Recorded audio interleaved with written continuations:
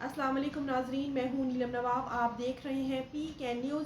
سب سے پہلے کوئٹہ آزاد کشمیر سے خبر شامل کرتے ہیں۔ طارق محمود آفاقی کی رپورٹ کے مطابق کالج طالبات کی گاڑی کھیوڑہ کے مقام پر حادثے کا شکار، ٹیچر سمیت 8 طالبات زخمی۔